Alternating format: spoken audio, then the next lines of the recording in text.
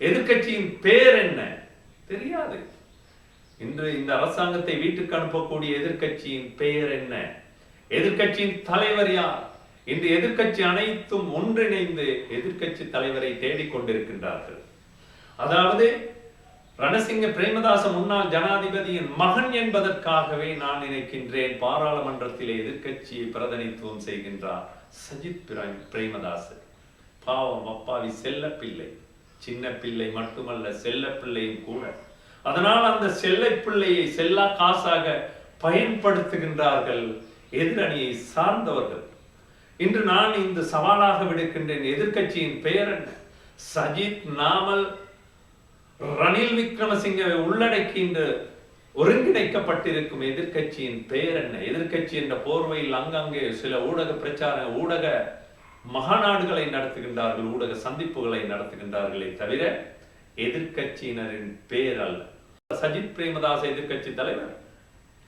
நான் கூறுகின்றேன், கடந்த காலத்தில் ஜனாதிபதி தேர்தலிலாக இருந்தாலும் சரி, ஏனைய தேர்தல்களிலும் கூடுதலாக மலையகத்தை பிரதிநிதித்துவம் செய்த தமிழ் மக்கள் கூடுதலான வாக்குகளை அள்ளி வழங்கினார்கள் சஜித் பிரேமதாசவிற்கு.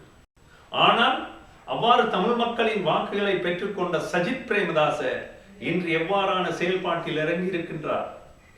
கடுமையான இனவாதத்தை கொண்ட கடும் இன துவேச அமைப்பாக செயல்பட்ட கம்மம் பிளவின் பிரதிநிதித்துவத்தோடு முன்னெடுக்கப்பட்ட அந்த உயிர்த்த ஞாயிறு தாக்குதலில் பிரதான கதாபாத்திரத்தை வகிக்கின்றார். பிரதான கதாநாயகனாக இருக்கின்றார். பிரதான கதாநாயகன் சஜித் பிரேமதாச.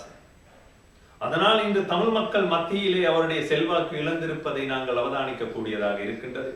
தொடர்ச்சியாக அருகி வரும் செல்வாக்கை அவர் அவதானிப்பதால் அவர் இன்று தேர்ந்தெடுத்திருப்பது இனவாதத்தை மட்டுமே.